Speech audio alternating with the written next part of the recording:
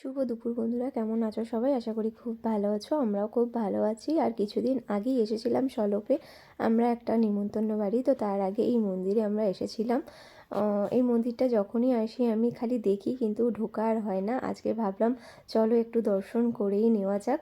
তো তাই জন্যে আগে চলে আসলাম মন্দিরে একটু দর্শন করতে। যারা যারা এই মন্দিরটা ঘুরে গেছো তারা তারা অবশ্যই কমেন্টে বলো তো এটা কিসের মন্দির। এটা হচ্ছে ডোমজুর সলপের দিকে এই মন্দিরটা। মন্দিরের চূড়াটা এতটাই বড় যে মেন রোড থেকে, হাইওয়ে থেকে দেখা যায়। যখনই দেখি খালি মনটা টানে আমার, যেখানে আসবো এখানে আসবো, কিন্তু ইউটার্ন নিয়ে আসতে হবে বলে আর আসা হয়ে ওঠে না। কিন্তু আজকে শেষ পর্যন্ত চলেই এলাম। মন্দিরটা বাইরে থেকে দেখতে যতটা সুন্দর, ভেতরটাও ততটাই কিন্তু সুন্দর।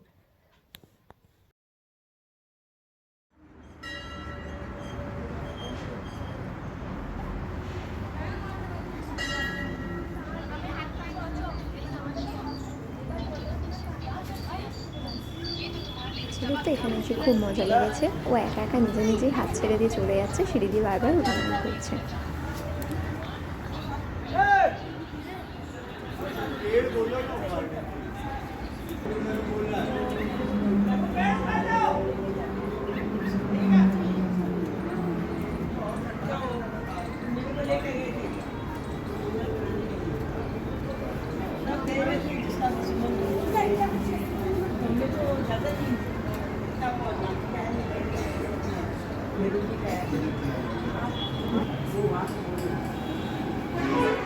ভেতরে ফটো তোলা বারণ, তাই তোমাদেরকে বাইরে থেকেই দেখানোর চেষ্টা করছি। কত বুঝতে পারো কি না।